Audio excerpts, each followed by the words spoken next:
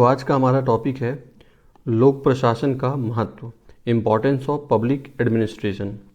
तो आज के टॉपिक को हम दो सब टॉपिक्स में पढ़ने वाले हैं। सबसे पहले अध्ययन के रूप में लोक प्रशासन का महत्व किस प्रकार से है और कार्यकलाप के रूप में लोक प्रशासन का महत्व किस प्रकार से है। पहला जो पॉइंट है वो ये बता रहा है कि लोक प्रशासन को एक विषय के रूप में क्यों पढ़ना चाहिए, और दूसरा ये बता रहा है कि हम अपने चारों तरफ देख लें तो एज ए फंक्शन लोक प्रशासन क्या क्या कर रहा है। तो चलिए स्टार्ट करते हैं। तो सबसे पहले अध्ययन के विशेषीकृत विषय के रूप में लोक प्रशासन का महत्व समझने के लिए जो कुछ थिंकर्स हैं उनकी हमको बातों को गौर से समझना होगा। सबसे पहले वुड्रो विल्सन की बात सुनते हैं, ये क्या कह रहे हैं। वुड्रो विल्सन कहते हैं कि देखिए, जो समाज है, समाज में जटिलताएं बढ़ रही हैं और इसके साथ साथ जो राज्य है, राज्य यानी कि देश के कार्य भी बढ़ते जा रहे हैं। क्योंकि जटिलता बढ़ रही है इसलिए उसके कार्य भी बढ़ रहे हैं।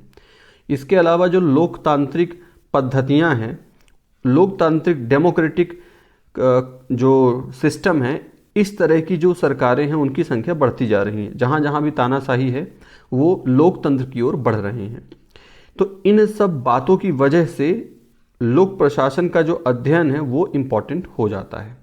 क्योंकि जितनी बातें हमने लिखी है इन सब के केंद्र बिंदु में, इन सब को जो समस्याएं हैं उनके केंद्र बिंदु में, या जो टास्क है उनके केंद्र बिंदु में क्या है, अल्टीमेटली पब्लिक एडमिनिस्ट्रेशन है, लोक प्रशासन है।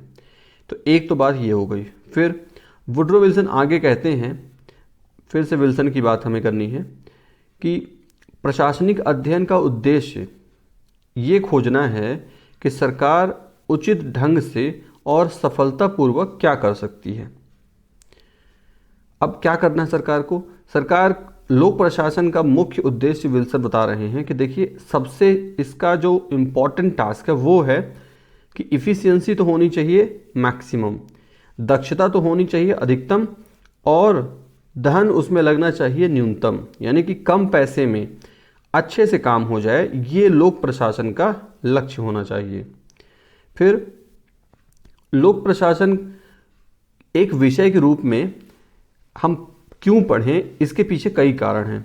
जैसे कि सबसे पहले जो एक व्यवहारिक चिंता है वो क्या, कि सरकार को सार्वजनिक हित के लिए काम करना है, और सार्वजनिक हित के लिए अगर काम करना है तो लोक प्रशासन का अध्ययन किया जाना बहुत ज़रूरी है। अब सरकार सार्वजनिक सेवाएं प्रदान करना चाहती है, इसलिए लोक प्रशासन का अध्ययन उसे करवाना ही पड़ेगा। अब इस बात का प्रमाण हम पिछले जो शताब्दी रही है, 20वीं शताब्दी, उसके पूर्वार्ध यानी 20वीं शताब्दी का जो फर्स्ट हाफ था, उसमें बहुत सारे देशों ने प्रशासन की समस्याओं पर विचार करने के लिए और बहुत सारी सार्वजनिक आवश्यकताओं की पूर्ति करने के लिए प्रशासनिक मशीनरी क्या होनी चाहिए, एक अच्छी प्रशासनिक मशीनरी क्या होनी चाहिए, विशेषज्ञों की समितियां बनाई।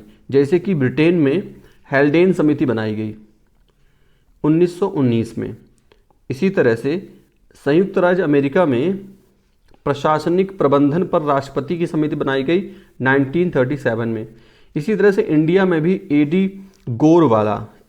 गोरवाला और पॉल एच एप्पलवी की रिपोर्ट लोक प्रशासन में परिवर्तन करने के लिए जो अपना रिकमेंडेशन देना है उसके लिए इतनी समितियां बनाई गई। तो फिर से एक बार सभी नाम ध्यान से देख लीजिए।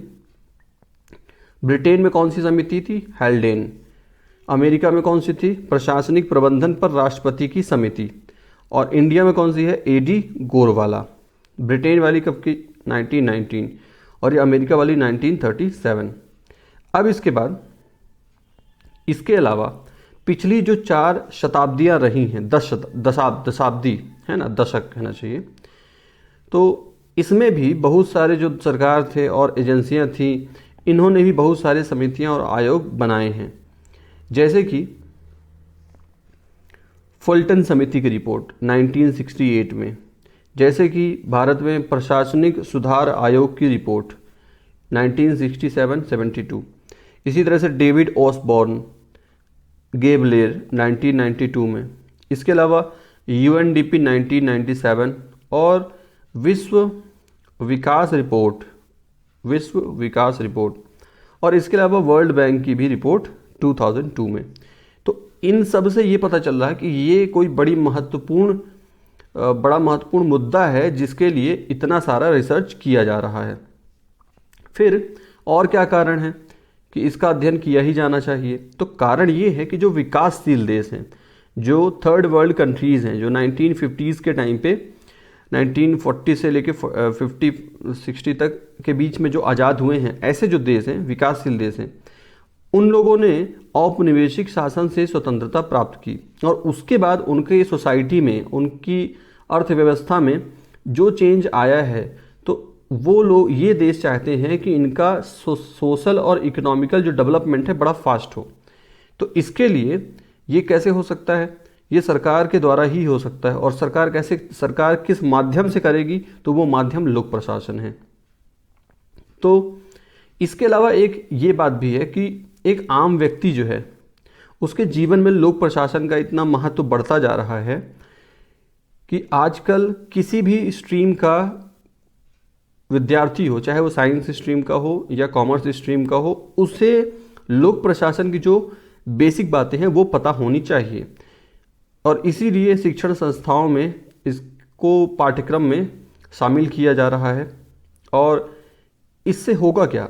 अगर किसी भी सामान्य नागरिक को, जो किसी भी फील्ड से एसोसिएटेड क्यों ना हो, चाहे साइंस हो या कॉमर्स हो, अगर वो लोक प्रशासन के बारे में कुछ मूलभूत बातें जान लेता है, तो उससे क्या होता है, उसको एक नागरिकता की जो अनुभूति होती है वो पहले से निश्चित रूप से ज़्यादा हो जाती है। क्योंकि लोग जानना चाहते हैं कि सरकार की संरचना क्या है, लोग उसके कार्य के बारे में जानना चाहते हैं, लोग जानना चाहते हैं कि राष्ट्रपति कैसे चुना जा रहा है, लोग जानना चाहते हैं कि प्रधानमंत्री की क्या शक्तियां हैं, कलेक्टर की क्या शक्तियां हैं। तो इसलिए लोक प्रशासन का अध्ययन क्या है, महत्वपूर्ण होता जा रहा है। अब बात करते हैं कार्यकलाप के रूप में लोक प्रशासन का महत्व।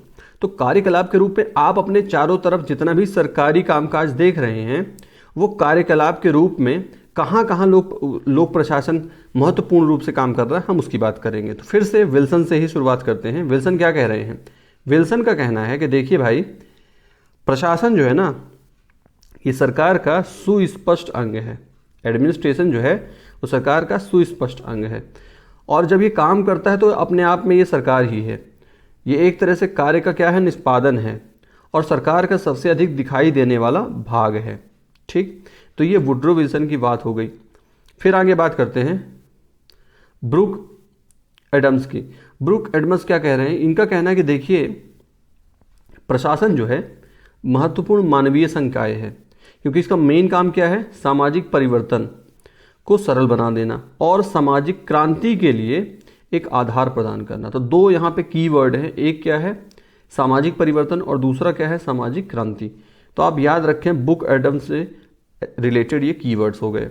इसके बाद कार्यकलाप के रूप में लोक प्रशासन के महत्व को जानना है, तो अब हमको डब्ल्यू बी डोनहम क्या कह रहे हैं, इनकी बात थोड़ा सुन लेते हैं।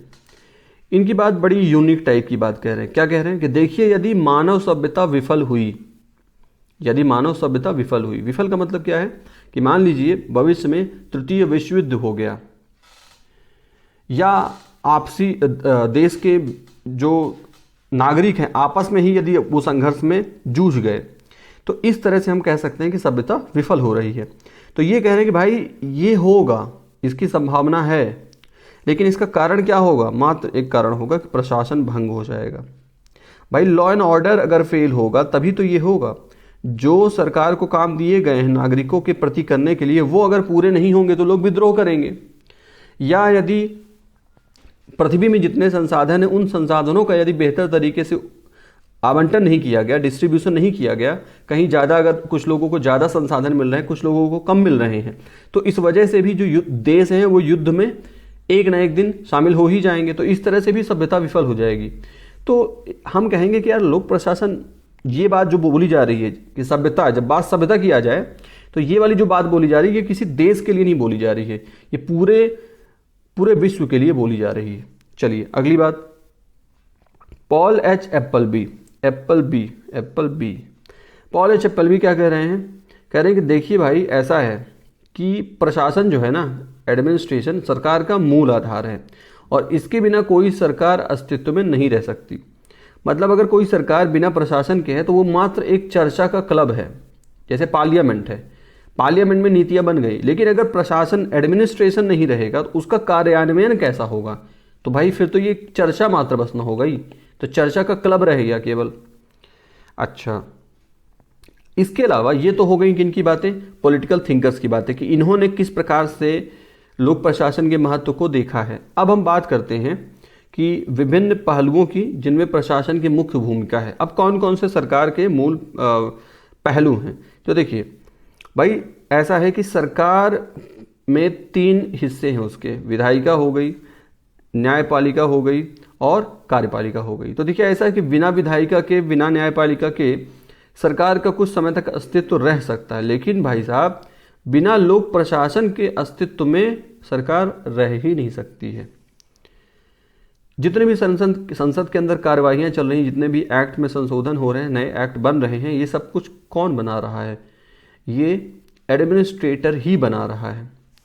चलिए अगली बात, सेवाएं प्रदान करने वाला साधन। सरकार क्या करती है? पब्लिक की सेवा करती है। और पब्लिक की सेवा करने का साधन क्या है? किसके माध्यम से करेगी? वो है लोक प्रशासन।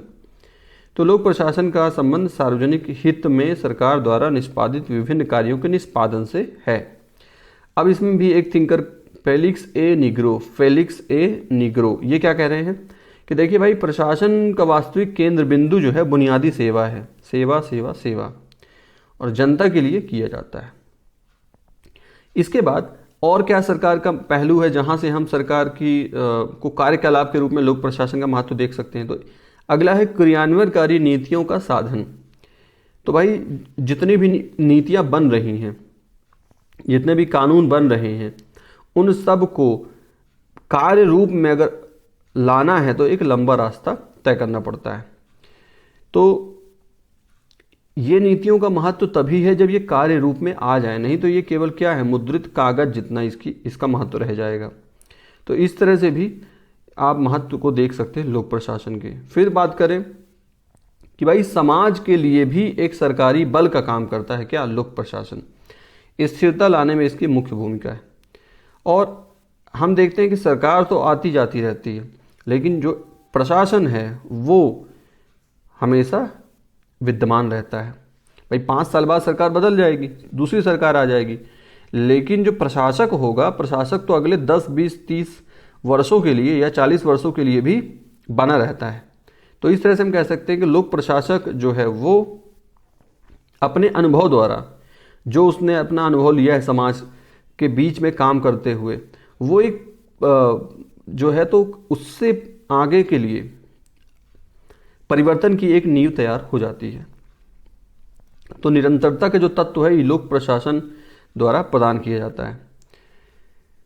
तो अब देखिए फिर नेक्स्ट बात जो है वो है सामाजिक परिवर्तन और आर्थिक विकास का साधन।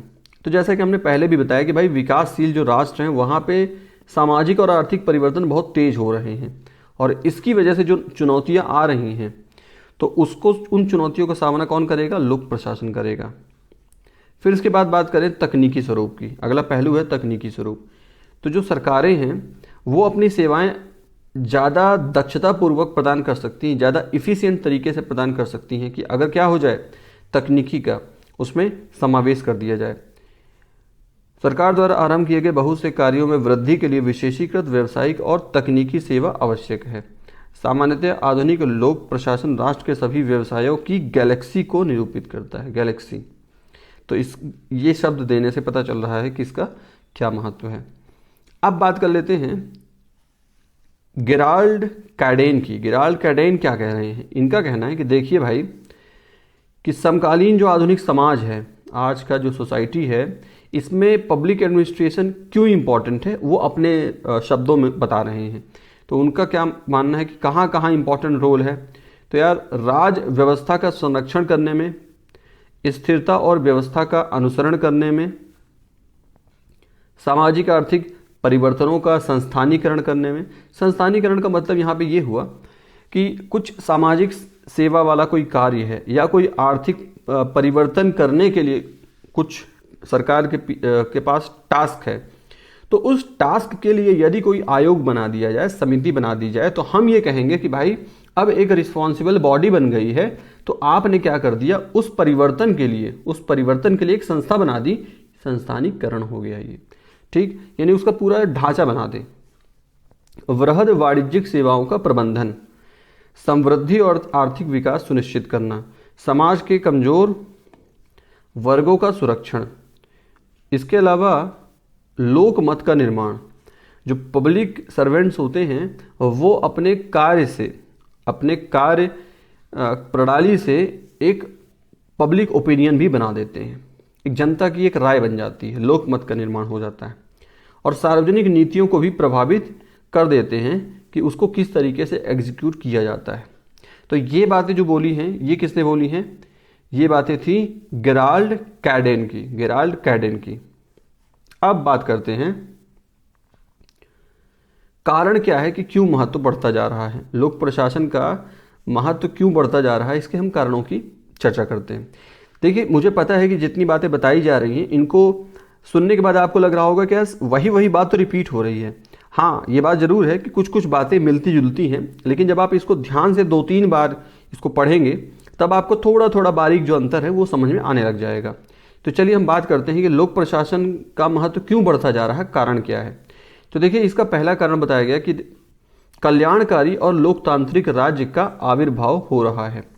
लोकतांत्रिक राज्य का मतलब तो आप समझ ही रहे हैं, कल्याणकारी का मतलब समझा देते हैं। देखिए, पहले राज्य को समझा जाता था, देश जो सरकार होती है, अब राज्य की जगह मैं सरकार शब्द का प्रयोग करूंगा, हालांकि अंतर है लेकिन फिर भी अभी सरलता के लिए मैं कह रहा हूं कि पहले ये माना जाता था कि जो सरकार होती है, राज्य नहीं सरकार, जो सरकार होती है उसकी भूमिका कैसी होती है, अहस्तक्षेप वाली होती है। मतलब संसाधनों का कितना प्रोडक्शन हो रहा है और कितना डिस्ट्रीब्यूशन हो रहा है, इससे सरकार को कोई मतलब नहीं। अगर इस प्रकार की प्रणाली है तो हम कह देंगे ये राज्य कैसा हुआ, अहस्तक्षेप राज्य हुआ। लेकिन यदि वस्तुओं का उत्पादन कितना हो रहा है और उसका डिस्ट्रीब्यूशन कितना करना है, उसका रेट क्या रखना है, यदि सरकार इसमें कहीं भाग लेने लगे कल्याण की दृष्टि से, जैसे मान लीजिए कि कोविड वैक्सीन बन रही है तो उसका कितना प्रोडक्शन होना चाहिए, उसका रेट क्या होना चाहिए, उसका डिस्ट्रीब्यूशन का पैटर्न क्या होना चाहिए, ये सब लोक कल्याण के लिए सरकार को इसमें क्या करना पड़ रहा है, इसमें भूमिका अदा करनी पड़ रही है, इसमें रोल प्ले करना पड़ रहा है। तो इसका मतलब क्या हुआ कि जो अब सरकार है वो अहस्तक्षेप की नीति पे नहीं चल रही है, बल्कि किस नीति पे चल रही है, कल्याणकारी नीति पे चल रही है। तो जब तक आप कुछ मतलब नहीं रखते हो तो उससे आपका काम क्या हो जाता है, कम हो जाता है। लेकिन अगर आप मतलब रखने लग जाओगे, अगर आप समस्या समाधान करने के लिए अपनी भूमिका खोज लोगे, तब तो आपका काम बढ़ जाएगा ना। सरकार भी यही कर रही है। तो इसलिए क्योंकि सरकार अब लॉ एंड ऑर्डर बनाने का मुख्य काम होता है। सरकार जब समाज में जब भी सरकार आई है, जब भी समाज में राज्य का निर्माण हुआ है, वो इसलिए हुआ था कि देखो भाई, हम 100 लोग हैं, 100 में से 5 लोग तुम लोग जो है ना सरकार में आ जाओ और तुम्हारा काम रहेगा लॉ एंड ऑर्डर मेंटेन करना, ठीक है। हम तुम्हें इसके लिए क्या देंगे, टैक्स देंगे, और तुम हमें बदले में क्या देना, सुरक्षा देना। ये एक मूलभूत समझ थी जो बनाई गई थी शुरुआत में। लेकिन भाई अब क्या है, अब तो सरकार लॉ एंड ऑर्डर के साथ साथ सरकार को हॉस्पिटल भी खोलना है, सरकार को स्कूल भी खोलना है, सरकार को वैक्सीन बनाने के लिए भी पूरा नज़र बना के रखना है। तो कहने का मतलब इतने सारे उत्तरदायित्व में विस्तार आ गया है कि अब भाई लोक प्रशासन जो है, इसके अलावा लोक प्रशासन निजी आर्थिक उद्यमों को भी विनियमित और नियंत्रित कर रहा है। तो इतने सारे काम हैं, तो इस वजह से ही लोक प्रशासन क्या हो गया, महत्वपूर्ण हो गया है। दूसरी बात कि देखिए 400 साल पहले और आज में कुछ अंतर आया है, और ये अंतर पैदा हुआ है औद्योगिक क्रांति की वजह से। औद्योगिक क्रांति की वजह से पहले सीमित मात्रा में संसाधन वस्तुएं बनती थी, सीमित मात्रा में उसका विक्रय होता था, बेचा जाता था, सीमित मात्रा में लोग खरीदते थे। अचानक से एक क्रांति आई, प्रोडक्शन लार्ज स्केल पे होने लगा, चीज़ सस्ती हो गई, ज़्यादा लोगों ने उसे खरीदा, इससे लोगों की आय बढ़ी, और इस तरह से बहुत सारी बातें हुई जो कि औद्योगिक क्रांति के परिणाम स्वरूप हुआ। लेकिन इसके साथ साथ कुछ सामाजिक और आर्थिक समस्याएं भी आईं। अब क्या क्या समस्याएं आईं? धन का जो डिस्ट्रीब्यूशन है, संसाधनों का डिस्ट्रीब्यूशन है, वो असमान रूप से होने लग गया। और क्या होने लग गया, वो एक डिफरेंट टॉपिक है। लेकिन बहुत ज़्यादा परिवर्तन आया। इस वजह से सरकार को नई भूमिकाएं निभानी पड़ी। जैसे कि अब अगर आर्थिक क्रांति आएगी, औद्योगिक क्रांति आएगी, तो जो काम करने वाले लोग हैं उनका शोषण ना हो, तो उनके संरक्षण के लिए, संवर्धन के लिए अधिकार क्या होने चाहिए, ये इसका निर्धारण कौन करेगा? सरकार करेगी। बहुत सारे श्रम कानून बनाने होंगे, औद्योगिक कानून बनाने होंगे। तो ये सब कुछ जो है कल्याण की आवश्यकताओं को पूरा करने के लिए ऐसे कानूनों का क्रियान्वयन कौन करेगा? लोक प्रशासन करेगा। फिर इसके बाद अगली बात है वैज्ञानिक और प्रौद्योगिकी विकास। तो देखिए ऐसा है कि वैज्ञानिक और प्रौद्योगिकी विकास की आधारभूत संरचनाओं जैसे कि विद्युत, परिवहन और संचार प्रणाली में स्वागत योग्य परिवर्तन लाया है। तो साइंस एंड टेक्नोलॉजी की वजह से इन फील्ड्स में बहुत ज़्यादा जो है तो चेंज हुआ। Telephone, Telegram, typewriter, teleprinter, calculator, machine, email, ये सब चीज़ें जो हैं प्रशासन में क्रांतिकारी परिवर्तन ला रही हैं। तो इससे क्या हुआ, जितना ज़्यादा सुविधा के लिए हमने कुछ चीज़ शामिल कर ली अपने सिस्टम में, उसी तरह से हमारा सिस्टम और भी ज़्यादा क्या हो जाएगा, बढ़ जाएगा, कॉम्प्लिकेटेड हो जाएगा। तो इससे बड़ी सरकार और विशाल सरकार की संकल्पना आई और इस प्रकार से जो सेवा है, सेवा क्या हो गई, और उन्नत हो गई, उसका डिस्ट्रीब्यूशन और अच्छा हो गया। तो ये लोक प्रशासन में इस प्रकार से जब ये तत्व आ जाएंगे तो इस तरह से लोक प्रशासन और महत्वपूर्ण हो जाएगा। इसके बाद योजना जो है, आर्थिक योजना केंद्रीकृत बनती है। तो बहुत सारे जो विकासशील देश हैं, इन लोगों ने सामाजिक आर्थिक विकास के लिए ये वाला पैटर्न को अपनाया, केंद्रीकृत आर्थिक योजना का। और इसके लिए योजना निर्माण, क्रियान्वयन, मॉनिटरिंग और मूल्यांकन के लिए बहुत से विशेषज्ञों और व्यापक प्रशासनिक मशीनरी की आवश्यकता पड़ी। तो अगर आपको ऐसा रखना है कि डिसेंट्रलाइज प्लानिंग अगर बनानी है, यदि देश चाहे कि विकेंद्रीकृत योजना बनानी है, ये अच्छी बात होती है, लेकिन कब, ये बाद की अवस्था की बात है, या फिर धीरे धीरे इसको लाना पड़ेगा। लेकिन ऐसा नहीं कर सकते कि शुरुआत में ही विकेंद्रीकृत योजना बना दी जाए। तो विकेंद्रीकृत योजना बनाना आसान है कि भाई तुम अपने तरीके से देखो, तुम अपने तरीके से देखो, तुम अपने तरीके से। तो हर क्षेत्र अपने हिसाब से सामाजिक और भौगोलिक जो परिस्थितियां हैं उनके अनुसार अपना योजना बना ले। ये काम आसान है।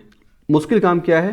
केंद्र में एक योजना बनाना और उसका क्रियान्वयन करवाना, ये काम मुश्किल है। और इस मुश्किल काम को कौन कर रहा है? लोक प्रशासन कर रहा है। तो यही बात, तो इतनी जितनी बातें कि इसके अलावा भी जनसंख्या बढ़ रही है, कल्याणकारी कार्य बढ़ते जा रहे हैं, प्राकृतिक मानव निर्मित आपदाएं भी आती जा रही हैं, सामाजिक सौहार्द कम होता जा रहा है, संघर्ष बढ़ रहे हैं, सांप्रदायिक दंगे भी बढ़ते हैं, सजातीय युद्ध भी होते हैं इंसानों के, आतंकवाद फैल रहा है। इन सब वजहों की वजह से भी लोक प्रशासन का महत्व क्या हो रहा है? बढ़ता जा रहा है। तो ये था अपना महत्व वाला टॉपिक। आई होप आपको सारी बातें समझ में आ गई होंगी। फिर भी अगर कोई डाउट हो तो आप कमेंट करके बता सकते हैं। Thank you.